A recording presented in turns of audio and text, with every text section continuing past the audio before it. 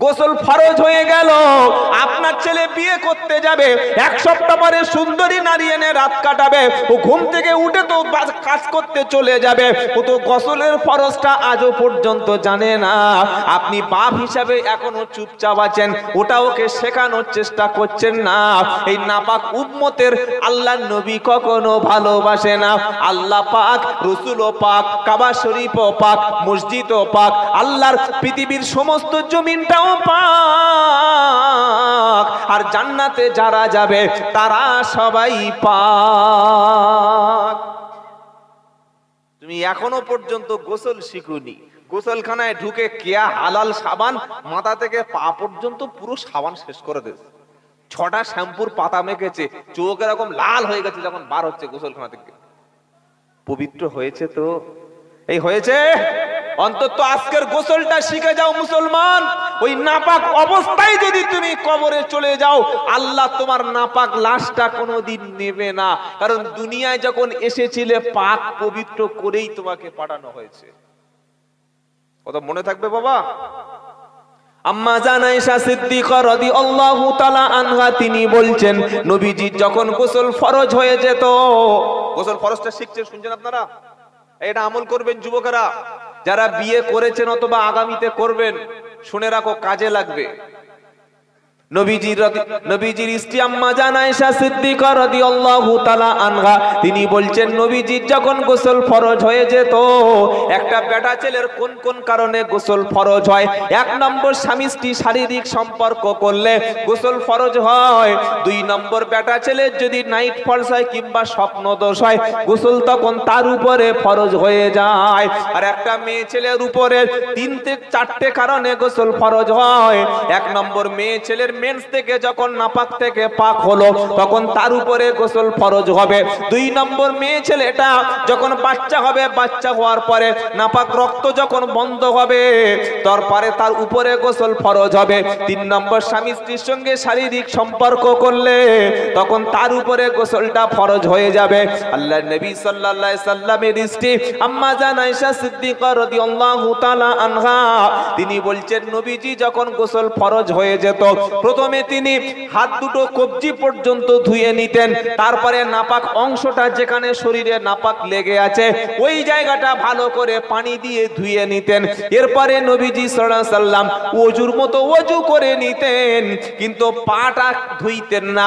ওযু করে নিতেন, পাটা ধোয়া বাকি রেখে মাথা থেকে পা পর্যন্ত গোটা শরীর ভালো করে ধুয়ে নিয়ে 3 বার ধুয়ে নিতেন। আসার সময় তিনি পাটা ধুয়ে চলে আসতেন। ওযু হয়ে গেল, গোসলও হয়ে গেল।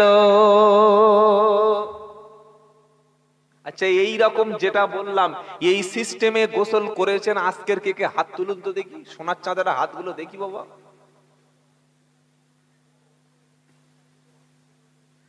এই 1টা 2জন। আরে এই লোকগুলোকে গা ধুইনি আজকে? ও হুজুর, কি আপনারা গোসল করেছেন আজকে? গোসল করেছেন? আহা, এই রকম পদ্ধতি। আরেকবার বলি সহজ করে, 2টো হাত ধুয়ে নিলেন, গোটা শরীর ওযুর মতো ওযু করলেন। ওযুর সময় যে পাটা ধুইতে হয় ওটা ধুইলেন না। এবার মাথা থেকে পা পর্যন্ত শরীরের প্রত্যেকটা অঙ্গ প্রত্যঙ্গ পশমের গোড়ায় গোড়ায় পানি পৌঁছে দিলেন।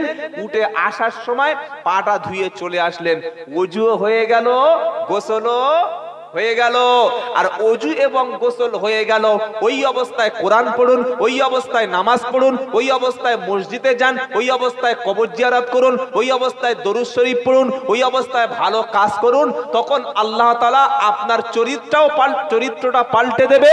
আর ওযু করে প্রত্যেকটি কাজ করলে সেই আমল করে তৃপ্তি পাওয়া যাবে। বলুন সুবহানাল্লাহ। স্ত্রীর সঙ্গে মেলার আগে ওযু করে মিলতে হয়। আপনার ছেলেরা ওযু করে? কথা বলে। ভ্যালেন্টাইন ডে গিয়ে মিলে চলে আসছে, তা ওযু করবে কোথায়? কি দিন বলো? Valentine's day. এটা তো ফেব্রুয়ারি মাস, তো যাদের কত তারিখ? 12। রোজ ডে, পোস্ট ডে, গোলাপ ডে, হাগ ডে, তাই তো, কিস ডে, তারপরে চকলেট ডে। আর 14ই ফেব্রুয়ারি হলো বিশ্ব ভালোবাসা দিবস। ভ্যালেন্টাইন ডে, তার মানে যে যার মেয়েকে নিয়ে বাঁশ বাগানে যা। এই হচ্ছে না, হয় না? কথা বলে না। এটা তো খ্রিস্টানদের কালচার ভাই।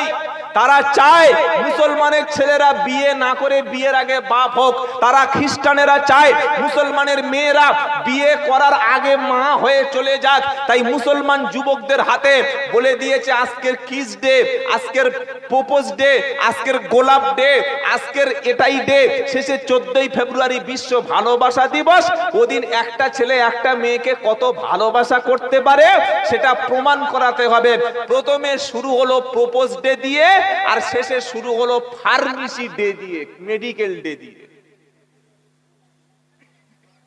আমাদের চাম্পাটি, আমি বারাইপুরে যেখানে থাকি, ওখানে নার্সিং হোমে গিয়ে দেখি এই 8-10 মাস পরে শুধু ইয়ং ছেলে ইয়ং মেয়েরা ঘুরছে। কেন বলুন তো?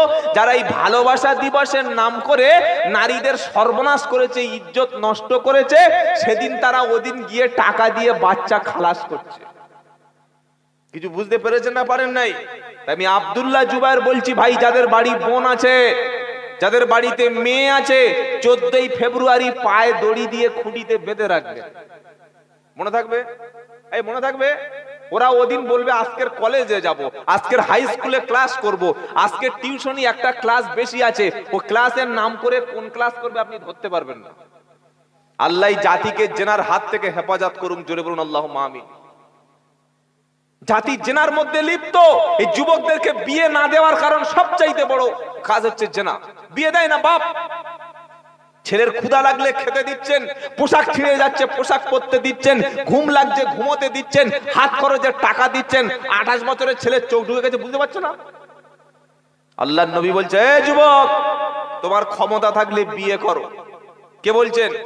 নবীজি। একজন যুবক বললেন, আল্লাহর নবী, আমি বিয়ে করতে চাই কিন্তু আমার ক্ষমতা নাই।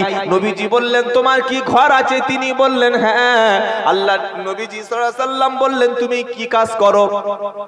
সে ব্যক্তি বললেন, আল্লাহর নবী, ছোটখাটো একটা ব্যবসা করি, কোন রকমে হালাল অর্থ উপার্জন আমি করি। নবীজি বললেন, সাহাবা, তোমার বিবিকে কি তুমি দেনমোহর দিতে পারবে?